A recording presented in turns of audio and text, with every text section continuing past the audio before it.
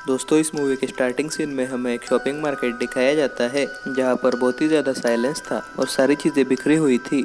और तभी थोड़ी देर बाद हम वहाँ पर एक फैमिली देखते हैं जिसमें हम स्टार्टिंग में एक छोटे बच्चे को देखते हैं जिसकी एक बहन भी थी जिसे सुनाई नहीं देता था, पर फिर भी वो बहुत ही ज़्यादा इंटेलिजेंट थी। और फिर उसके थोड़ी देर बाद हमें उनकी माँ दिखाई जाती है जो अपने एक और बेटे को मेडिसिन दे रही थी। लेकिन उसी वक्त वो छोटा लड़का ऊपर से टॉय निकालने की कोशिश करता है जिसकी वजह से वो टॉय नीचे गिरने की आवाज़ होने ही वाली थी कि तभी सही वक्त पर उसकी सिस्टर वहाँ पर आकर वो टॉय पकड़ लेती है जिसकी वजह से वहाँ पर साइलेंस मेंटेन रहता है। और फिर उसके थोड़ी देर बाद वहाँ पर उनके फादर आ जाते हैं और वो सब लोग एक दूसरे से इशारों में बात करने लगते हैं क्योंकि थोड़ी भी आवाज़ होने की वजह से उनकी जान को खतरा हो सकता था, क्योंकि वहाँ पर कुछ ऐसे क्रिएचर्स रहा करते थे जो कि साउंड की तरफ अट्रैक्ट होते थे। जिसके बाद वो लोग वहाँ से कुछ ज़रूरी सामान लेकर जाने का प्लान करते हैं। जिसके बाद वो छोटा लड़का भी वहाँ पर आ जाता है, लेकिन निकलने के पहले ही उसके फादर कुछ आवाज़ ना हो इसलिए उसके टॉय से बैटरी निकाल लेते हैं और वापस एक टेबल पर रख देते हैं। जिसके बाद वो लोग वहाँ से बाहर निकलते हैं, लेकिन वो छोटा लड़का फिर से वहाँ से बैटरीज उठा लेता है और अपने टॉय में डाल लेता है।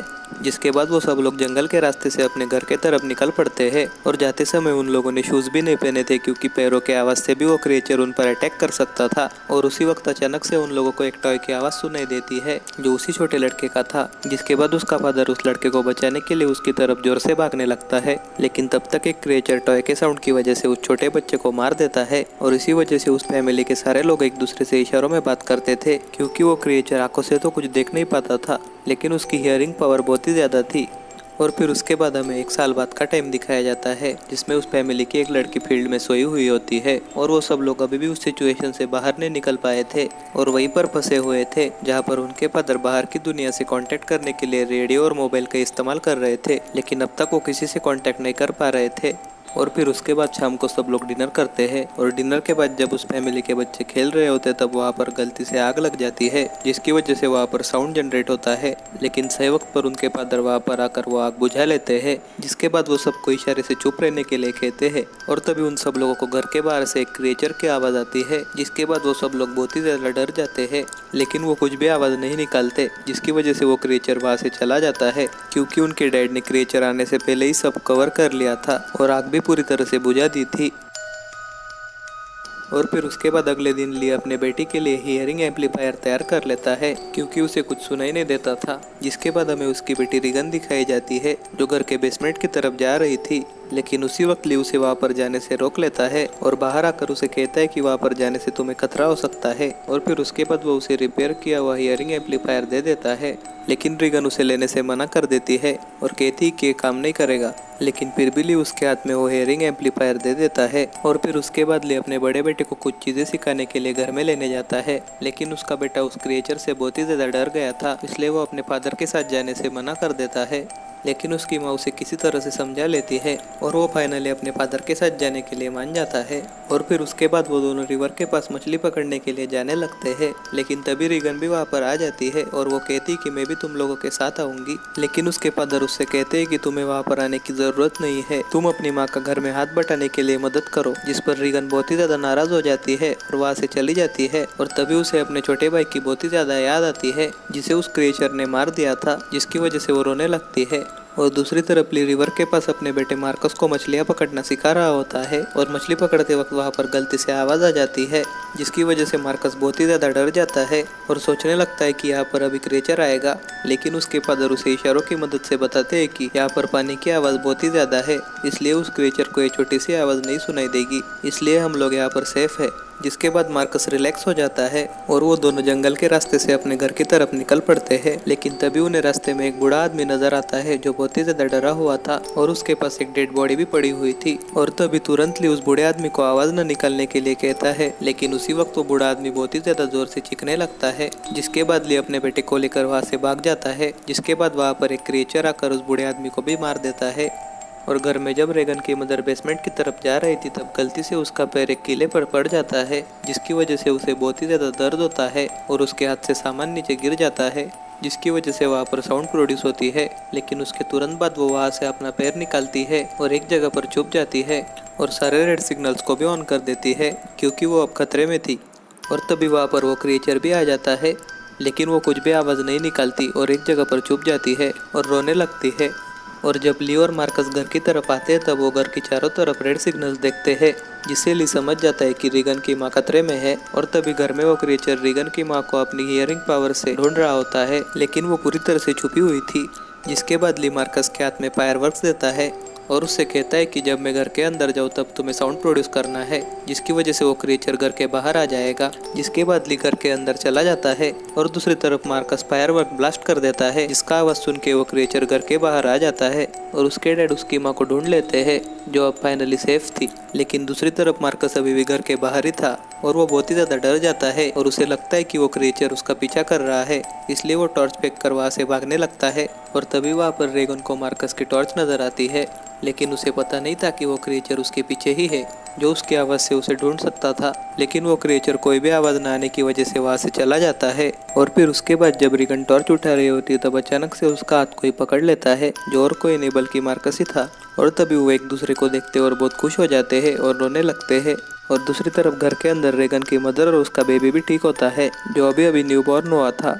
और फिर उसके बाद रीगन की मदर ली को पूछती है कि मार्कस कहाँ है, जिस पर ली उसे कहता है कि वो बिल्कुल ठीक है और घर के बाहर है, पर फिर भी वो तसल्ली के लिए उसे देखने के लिए बाहर जाता है।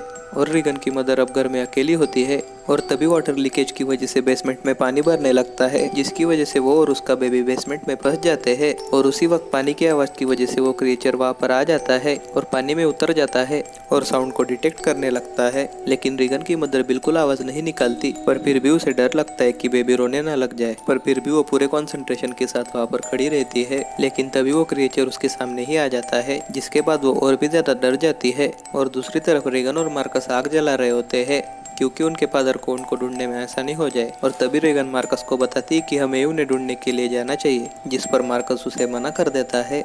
लेकिन तभी मार्कस का पैर एक चीज़ में फंस जाता है और वो नीचे लटक जाता है और आवाज़ की वजह से वो क्रिएचर उस तरफ अट्रैक्ट हो जाता है।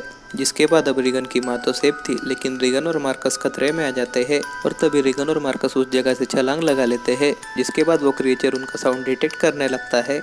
लेकिन वो किसी तरह से बचते बचते सेफ जगह पर आ जाते हैं और एक चीज़ अपने ऊपर रख लेते हैं और कोई भी आवाज़ नहीं निकालते। और आवाज़ ना आने की वजह से वो क्रिएचर वहाँ से चला जाता है। और फिर उसके थोड़ी देर बाद उनके फादर भी वहाँ पर आ जाते हैं, लेकिन तभी उन लोगों को उस क्रिएचर की आवाज़ फिर से आ जाती है, जिसके बाद वो तीनों कोई भी आवाज़ किए बगैर आगे बढ़ते हैं और मार्कस और रीगन जाकर मिनी ट्रक में छुप जाते हैं। जिसके बाद ली उस क्रिएचर को ढूंढकर उस पर अटैक कर देता है, लेकिन वो क्रिएचर उल्टा ली को ही जख्मी कर देता है। जिसके बाद मार्कस अपने डैड को ऐसी हालत में देखकर बहुत ज़्यादा चिल्लाता है और वो क्रिएचर उनकी तरफ आने लगता है, लेकिन वो अपने ट्रक को पूरी तरह से बंद कर लेते हैं। लेकिन फिर भी वो क्रिएचर उनकी ट्रक को बाहर से फोड़ ही रहा था और गोल गोल घुमा रहा था। और दूसरी ओर ली, जो बहुत ही ज़्यादा जख्मी था, वो अपने बच्चों को बचाने के लिए खुद को सेक्रीफाइस करना बेहतर समझता है। जिसके बाद वो आखिरी बार अपने बच्चों को देखता है और बहुत ही ज़्यादा ज़ोर से चिल्लाने लगता है, जिसकी वजह से वो क्रिएचर उसकी तरफ आकर उस पर अटैक कर देता है और बच्चे बच जाते हैं। और दोस्तों, ये इस मूवी का बहुत ही ज़्यादा इमोशनल सीन था। और फिर उसके बाद उन बच्चों की मदर उन दोनों को घर में लेकर आती है।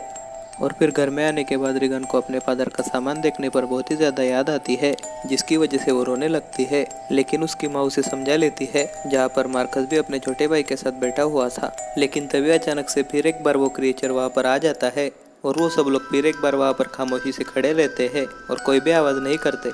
लेकिन उसी वक्त रेडियो डिवाइसेस की आवाज़ की वजह से वो क्रिएचर उसकी तरफ चला जाता है और सारी डिवाइसेस को तोड़ देता है। और उसी वक्त रीगन की नज़र उसके डैड के लिखे हुए बोर्ड पर जाती है, जहाँ पर उस क्रिएचर का वीकनेस क्या है वो लिखा था। और तभी रीगन के एम्पलीफायर से एक सीटी की आवाज़ निकलती है, इसकी वजह से वो क्रिएचर इरिटेट हो जाता है और उसे बहुत ज़्यादा दर्द होने लगता है। और फिर उसके तुरंत बाद रीगन वो सीटी लाउड साउंड रेडियो डिवाइसेस में डाल देती है, जिससे बहुत ही ज़्यादा आवाज़ प्रोड्यूस होती है और वो क्रिएचर दर्द की वजह से वहाँ से भाग जाता है।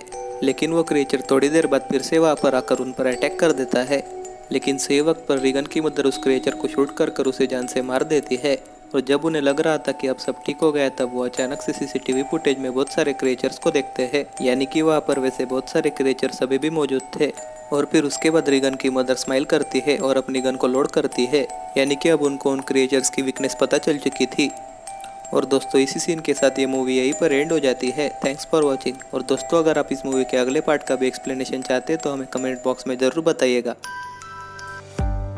और दोस्तों, जैसा कि हमने कहा था कि अगर आप हमारे चैनल को सब्सक्राइब करेंगे और कमेंट करेंगे तो हम आपकी कमेंट ज़रूर हमारे नेक्स्ट वीडियो में दिखाएंगे। तो दोस्तों, हमारे कुछ रिसेंट वीडियोज़ में से लकी कमेंट्स ये रही। तो फिर दोस्तों अगर आप भी चाहते हैं कि हमारे नेक्स्ट वीडियो में आपका नाम भी आए तो हमारे चैनल को जरूर सब्सक्राइब कीजिए और हमारे चैनल पे कमेंट भी कीजिएगा। हम आपका नाम और आपका कमेंट हमारे नेक्स्ट वीडियो में जरूर दिखाएंगे। दोस्तों अगर आपको हमारा ये वीडियो भी पसंद आया तो वीडियो को लाइक जरूर कीजिएगा। और दोस्तों ये रहे हमारे रिसेंट वीडियोज में से कमेंट्स के सारे नाम। Thanks very much guys for supporting our channel.